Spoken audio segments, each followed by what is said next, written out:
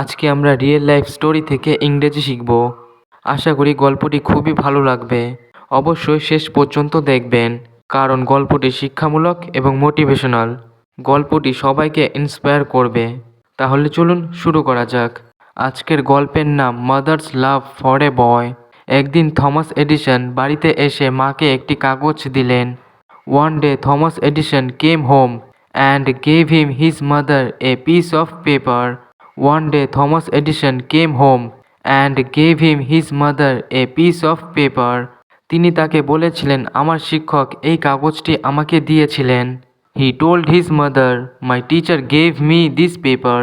He told his mother, my teacher gave me this paper.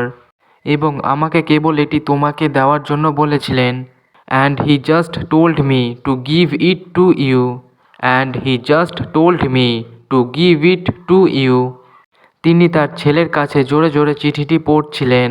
She was reading the letter aloud to her son. She was reading the letter aloud to her son. চিঠিটি পড়ার সাথে সাথে তার মায়ের চোখের জল ভরে উঠল। His mother's eyes filled with tears as she read the letter. আপনার ছেলে বুদ্ধিমান। Your son is intelligent. এই স্কুলটি তার পক্ষে খুব ছোট। This school is too small for him. This school is too small for him. এবং তার প্রশিক্ষণের জন্য পর্যাপ্ত ভালো শিক্ষক নেই। And there are not enough good teachers for his training. দয়া করে তাকে নিজে শিখিয়ে দিন।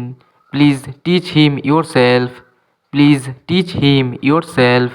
এডিসনের মা মারা যাওয়ার অনেক বছর পরে, many years after Edison's mother died. Many years after Edison's mother died. Edison এই শতাব্দীর অন্যতম সেরা আবিষ্কার হয়েছিলেন। Edison became one of the greatest inventors of this century. একদিন তিনি পুরনো আলমারির সামনে দিয়ে যাচ্ছিলেন। One day he was walking in front of the old closet. এবং তিনি ভাঁজ করা চিঠিটি দেখতে পেয়েছিলেন।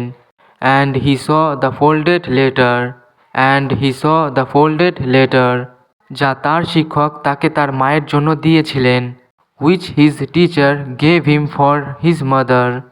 Which his teacher gave him for his mother. তিনি চিঠিটি খুললেন। He opened the letter. He opened the letter. চিঠিতে লেখা বার্তাটি ছিল, The message in the letter was. The message in the letter was. আপনার ছেলে মানসিকভাবে অসুস্থ। Your son is mentally ill. Your son is mentally ill. আমরা তাকে আর আমাদের স্কুলে আসতে দিতে পারি না। We cannot let him attend our school anymore. We cannot let him attend our school anymore. তাকে বহিষ্কার করা হয়েছে। He has been expelled. Edison এটি পড়ে আবেগপ্রবণ হয়েছিলেন। Edison became emotional reading it. Edison became emotional reading it. এবং তারপরে তিনি তার ডায়েরিতে লিখেছিলেন। And then he wrote in his diary. And then he wrote in his diary. Thomas Alva Edison একটি মানসিকভাবে অসুস্থ শিশু। Thomas Alva Edison is a mentally ill child, যার মা তাকে শতাব্দীর সেরা প্রতিভাতে পরিণত করেছিলেন। Whose mother turned him into the genius of the century. Whose mother turned him into the genius of the century.